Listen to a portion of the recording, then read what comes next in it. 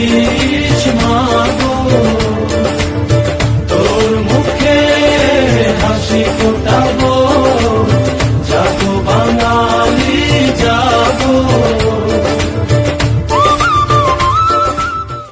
হৃদয় আমার বাংলাদেশ, স্বপ্ন আমার বাংলাদেশ, শান্তি আমার বাংলাদেশ। ও হৃদয় আমার বাংলাদেশ, স্বপ্ন আমার বাংলাদেশ, শান্তি আমার বাংলাদেশ। হৃদয় আমার বাংলাদেশ, স্বপ্ন আমার বাংলাদেশ, শান্তি আমার বাংলাদেশ। ও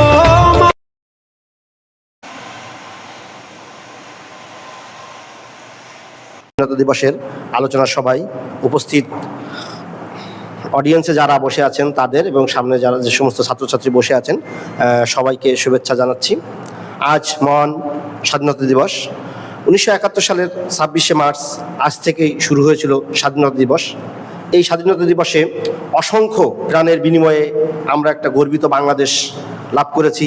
বাংলা ভাষার সহজে কথা বলতে পারছি এবং চমৎকার দেশ যেখানে আমরা স্বাধীনভাবে বসবাস করতে পারি এবং সমস্ত মতামত বাংলাতে প্রকাশ করতে পারি। শুধু তাই নয়, আমাদের সব কিছুই করতে পারি শুধুমাত্র স্বাধীন দেশ হওয়ার কারণে। না হলে আমরা পরাধীনতা শৃঙ্খলা যদি থাকতাম তাহলে এইভাবে আমরা কোনো কিছুই উদযাপন করতে পারতাম না। আমাদের রাখতে হবে 71 সাল বা স্বাধীনতা দিবস ছাড়া আমাদের অস্তিত্ব কিন্তু কল্পনা করা যাবে না। তাই আমরা সবসময় 71 সালকে ধারণ করেই সামনে চলবো, একাত্মভাবেই আমরা দেশ গঠনে এগিয়ে যাব। সবাইকে ধন্যবাদ। বিসমিল্লাহির রহমানির রহিম। আসসালামু আলাইকুম। আজ আমরা মহান স্বাধীনতা দিবস উদযাপন উপলক্ষে আজ সবাই এখানে সমবেত হয়েছি। আমরা সকলেই জানি 1971 সালের 26শে মার্চ আমাদের একটা মহান এবং গৌরবান্বিত দিন, যেদিন আমরা প্রথম স্বাধীনতা ঘোষণা করেছিলাম জাতি হিসেবে। আমাদের সেই দিনটি আজ উদযাপনের উপলক্ষে Bangladesh life science and medical technology কর্তৃক আয়োজিত আজকের এই সুন্দর একটা মুহূর্তে আমি প্রথমে ধন্যবাদ দিতে চাই আমাদের লাইফ সায়েন্স মেডিকেল টেকনোলজির সম্মানিত পরিচালক সাহেব, সম্মানিত সিনিয়র আমাদের শিক্ষকবৃন্দ, আমার সহকর্মী এবং সবচেয়ে প্রাণপ্রিয় আমাদের সামনে উপবিষ্ট শিক্ষার্থীবৃন্দ। আপনারা খুব কষ্ট করে আসছেন আজকে অনুষ্ঠানটা যাতে সুন্দর এবং সাফল্যমণ্ডিত হয় সেজন্য আপনাদেরকে ধন্যবাদ। আমরা জানি সকলেই যে পাকিস্তান নামক যে রাষ্ট্রটি এবং ভারত নামক যে রাষ্ট্রটি দ্বিজাতি তত্ত্বের ভিত্তিতে গঠিত হয়েছিল, কিন্তু আমরা সেই সময় স্বাধীনতা প্রকৃত স্বাদ নিতে পারিনি। নানান রকম বঞ্চনা, নানান রকম নিপীড়ন, নানান রকম আমাদের ওপর যে অন্যায় অবিচার হয়েছে দীর্ঘ 23 বছর, যার ফলশ্রুতিতে আমরা কিন্তু আমাদের আজাদির লড়াইটা শুরু করি তাদের আধিপত্যবাদের বিরুদ্ধে। অর্থাৎ তারা আমাদের শোষণ করেছে, আমরা ফসল ফলিয়েছি, টাকা চলে গেছে পশ্চিম পাকিস্তানে। আমরা আমাদের রক্ত ঘাম সব কিছু দিয়ে আমরা টাকা উপার্জন করেছি, অস্ত্র কিনেছে পশ্চিম পাকিস্তানিরা। তারা তাদের সামরিকভাবে তারা শক্তিশালী হয়েছে, কিন্তু আমাদের মানুষজন না খেয়ে মরেছে, দুর্ভিক্ষে মানুষ মারা গেছে। তো এই যে নিপীড়ন বঞ্চনা, আমরা যে বাঙালি যে জাতি, এটা কিন্তু কখনোই সহ্য করিনি।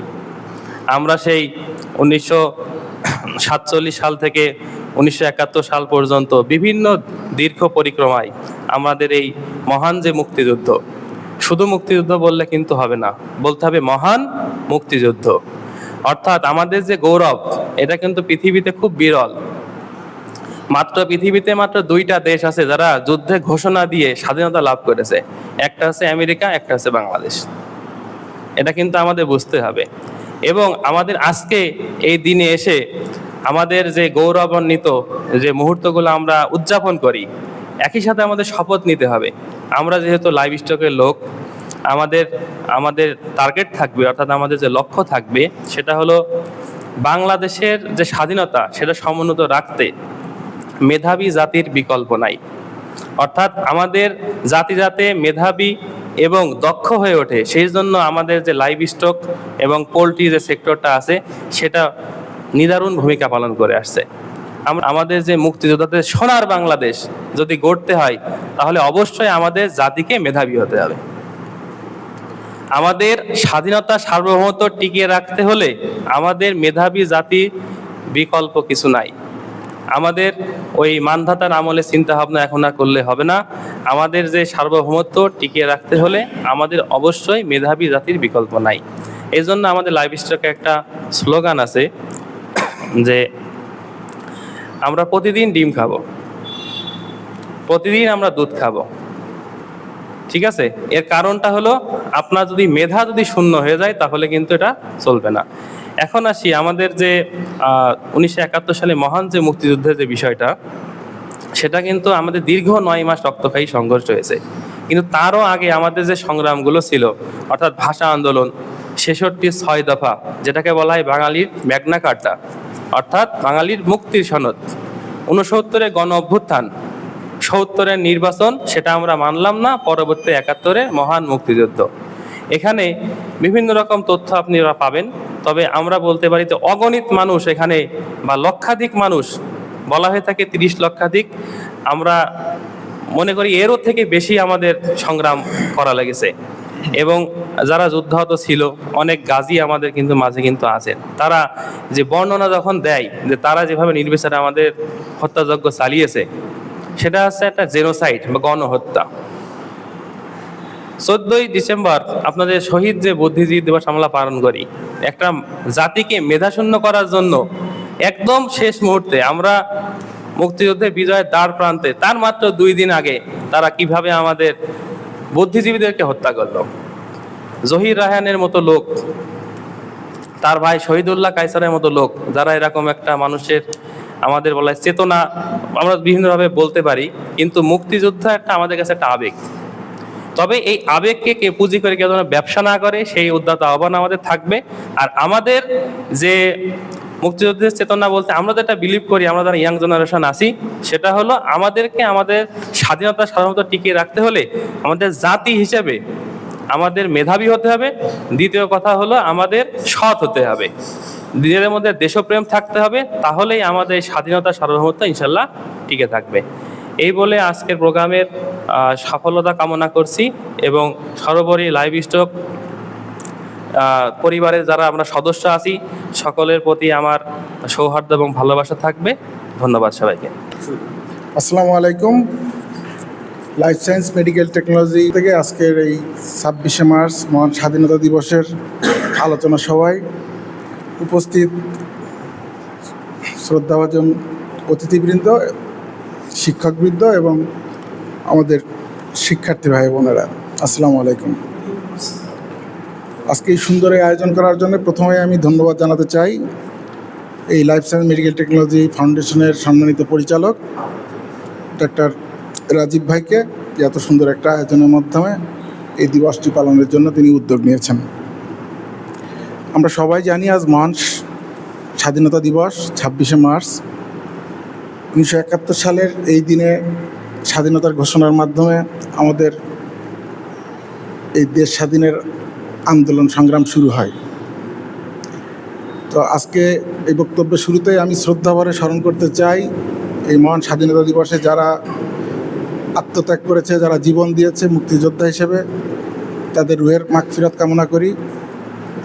পাশাপাশি এই 26শে মার্চের আমাদের যে স্বাধীনতা দিবস, এটা মনে রাখতে হবে কোনো শত্রুর বিপক্ষে কোনো যুদ্ধ নয়, পাশাপাশি এই তাদের যে মহান আত্মত্যাগ, এই আত্মত্যাগের মাধ্যমে আমাদের এই বাংলাদেশকে সুন্দর এবং সাবলীল বাংলাদেশ, এবং যে আমরা যে বাংলাদেশের স্বপ্ন দেখি সেই বাংলাদেশ বিনির্মাণ করার জন্য আমাদের যার যার অবস্থান থেকে সবাই আমরা কাজ করে যাব। আজকের এই দিনে এটাই হোক সবার প্রত্যাশা। তাই সকলকে একটাই অনুরোধ যে এই মহান স্বাধীনতা দিবসে যারা জীবন দিয়েছে তাদের এই আত্মত্যাগকে কাজে লাগিয়ে, তাদের এই আত্মত্যাগকে আমরা অত্যন্ত শ্রদ্ধার সাথে দেখে আমাদের যার যার অবস্থান থেকে আমরা একটি সুন্দর সুখী বাংলাদেশ গড়ার জন্য আমরা সকলে মিলে কাজ করে যাব এবং সুন্দর একটা বাংলাদেশ গড়ে তোলার অঙ্গীকার আমাদের সবার মধ্যে থাকা উচিত। এই আশাবাদ ব্যক্ত করে আবারও এই প্রতিষ্ঠানের সম্মানিত যারা কলাকুশলী এবং পরিচালক যারা আছে সবাইকে ধন্যবাদ জানিয়ে আমি আমার বক্তব্য শেষ করছি। আসসালামু আলাইকুম রহমতুল্লাহ। আজ 26শে মার্চ 2026 মহান স্বাধীনতা ও জাতীয় দিবস উপলক্ষে লাইফ সায়েন্স কর্তৃক আয়োজিত আজকের এই আলোচনা সভায় উপস্থিত আছেন অত্র প্রতিষ্ঠানের সম্মানিত সিনিয়র শিক্ষক ডাক্তার প্রফুল্ল কুমার মজুমদার, উপস্থিত আছেন doctor Rabiul Islam Jewel, instructor Mohammad Zahidur Rahman, veterinary বিভাগের শিক্ষক ডাক্তার তানভীর হাসান, পরিচালক উন্নয়ন জনাব মোহাম্মদ মাসুম বিল্লাহ সহ আমার সামনে উপস্থিত অত্র প্রতিষ্ঠানের শিক্ষার্থীবৃন্দ ও কর্মকর্তা কর্মচারীবৃন্দকে জানাই আন্তরিক প্রীতি ও শুভেচ্ছা। আজকের এই মহান স্বাধীনতা দিবসে আলোচনার শুরুতেই আমি বিনম্র চিত্তে স্মরণ করতে চাই বীর মুক্তিযোদ্ধা ও সকল শহীদদের, যাদের আত্মত্যাগের ফলেই আজকে আমরা এই স্বাধীন সার্বভৌম বাংলাদেশে বসবাস করছি, যা বাঙালি জাতির ইতিহাসে এক গৌরবোজ্জ্বল অধ্যায়। 1971 সালের আজকের এই 26শে মার্চে মহান স্বাধীনতা ঘোষণার মাধ্যমে বাঙালি জাতি মহান মুক্তিযুদ্ধে ঝাঁপিয়ে পড়ে, যার ফলে দীর্ঘ 9 মাস রক্তক্ষয়ী যুদ্ধের মাধ্যমে আসে কাঙ্ক্ষিত স্বাধীনতা। স্বাধীনতা শুধুমাত্র একটি পতাকা নয় বা একটি দেশ নয়, স্বাধীনতা হচ্ছে ন্যায় বিচার, অধিকার, সমতা এবং উন্নয়নের সুযোগ। আমাদের উন্নয়ন বলতে আমাদের সার্বিক উন্নয়ন বা আর্থসামাজিক উন্নয়নকে আমরা বুঝাই। এটি উন্নত, সমৃদ্ধ ও স্বাবলম্বী দেশ গঠনের উদ্দেশ্যে লাইফ সায়েন্স, স্বাস্থ্য ও প্রাণী সম্পদ খাতে দক্ষ মানবশক্তি তৈরির কাজ করছি। আমরা বিশ্বাস করি আমাদের এখান থেকে যে শিক্ষার্থীগুলো যারা বের হচ্ছে তারা নিজ নিজ কর্মক্ষেত্রে অবশ্যই সততা, দক্ষতা, মানবিকতা ও দেশপ্রেমের আলোকে কার্যক্রম পরিচালনা করবে। বেকারত্ব দূরীকরণের মাধ্যমে যে স্বাবলম্বীকরণ যে প্রশিক্ষণ, অর্থাৎ একটি জনগোষ্ঠীর একটি বৃহৎ অংশকে আমরা কর্মক্ষম হিসেবে এই সমাজে প্রতিষ্ঠিত করার যে উদ্যোগ গ্রহণ করেছি, লাইফ সায়েন্স যে মানব সম্পদ উন্নয়নমূলক কার্যক্রম পরিচালনা করে আসছে, তারই ধারাবাহিকতায় আমাদের যে শিক্ষার্থীরা ইতিপূর্বে যারা বের হয়েছে তারা ফিল্ডে অত্যন্ত সুনামের সাথে কাজ করছে। আমরা আশা করব আমাদের এখান থেকে যে ছাত্রগুলো বের হবে তারা অবশ্যই নিজ নিজ কর্মক্ষেত্রে সফলতার পাশাপাশি দেশপ্রেমে উদ্বুদ্ধ হবে।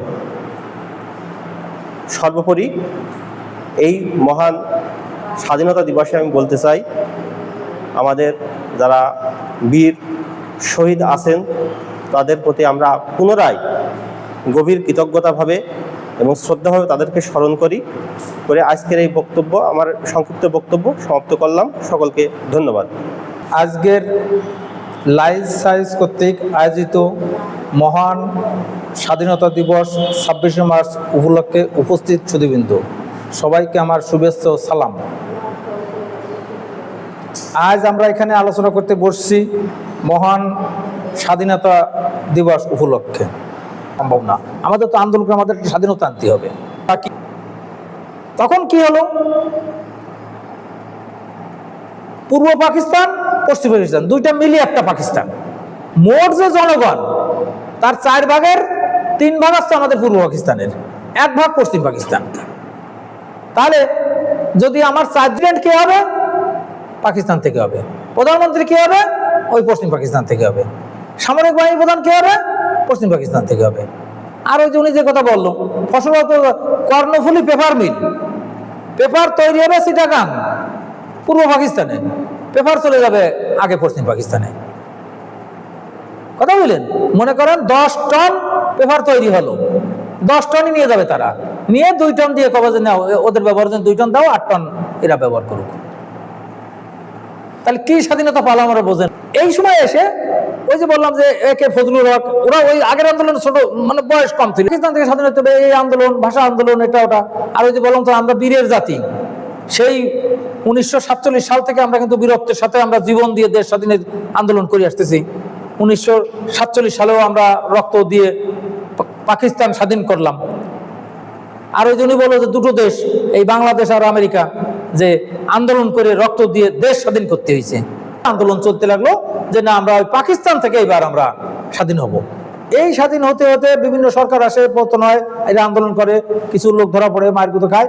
এভাবে চলতে চলতে চলতে চলতে 1970 সালে আসে একটা নির্বাচন হয়।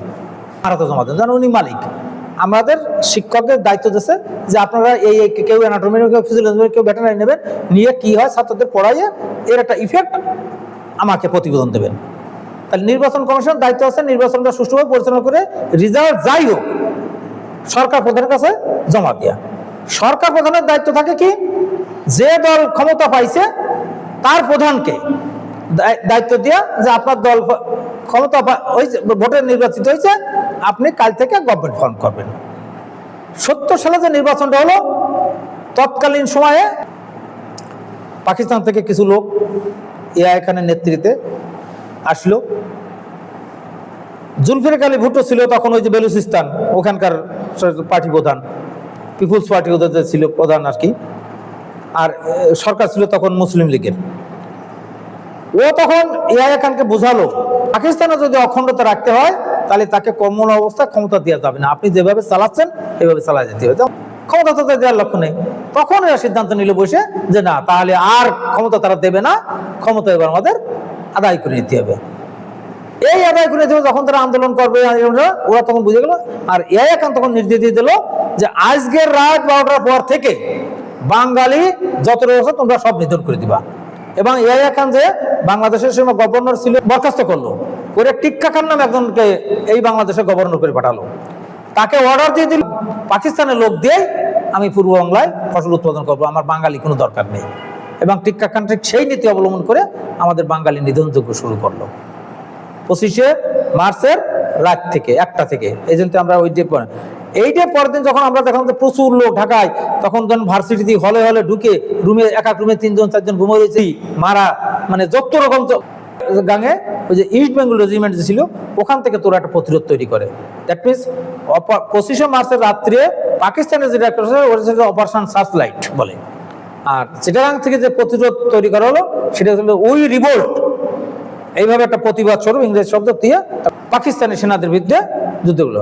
পাকিস্তানি সেনাদের কিন্তু আমরা খান সেনা বলেছি, তাই না, খানেরা বলি আমরা। দেখবেন এই যে 26শে March Chittagong East Bengal regiment থেকে যে ঘোষণা আসলো যে আমরা তাদের এই উৎপাত সহ্য করবো না, এদের বিরুদ্ধে প্রতিরোধ তৈরি করে আমাদের দেশটাকে স্বাধীন করতে হবে। এই যে যে প্রতিরোধ যেটা শুরু হয়ে গেল, সেটাই আমাদের মুক্তিযুদ্ধ শুরু হয়ে গেল। এরপরে বিভিন্ন 9 মাস আমরা যুদ্ধ করেছি। 26শে মার্চ থেকে কিন্তু আমরা ইতস্ত বিক্ষিপ্ত যুদ্ধ করেই যাচ্ছি। ও দেখলো যে আর আমার পক্ষে যুদ্ধ করা সম্ভব না। এমনি আমার যে সেনা ছিল সে সেনা সব বেশিরভাগ মারা পড়ে গেছে, যে কয়জন আছে যদি আমি আত্মসমর্পণ করি তাহলে হয়তো এইগুলো আমি বাঁচায় রাখতে পারবো। এখন যদি আমি যুদ্ধ চালাই যাই তাহলে আমার সব সেনারা নিহত হয়ে যাবে। সে তখন ওই যে বললো যে ওই যে জগদীশ সিং অরোরা ছিল নিয়াজি, তখন নিয়াজি তখন ওর সাথে বললো যে ঠিক আছে আপনার সেনাদের থামতে বলেন, আমি আত্মসমর্পণ করবো। 26শে মার্চকে বলি স্বাধীনতা দিবস, তার মানে ওই দিন আমরা স্বাধীনতা পাওয়ার জন্য যুদ্ধ শুরু করেছি। আর 16ই ডিসেম্বরে আমাদের পূর্ণ বিজয়টা অর্জন হয়েছে।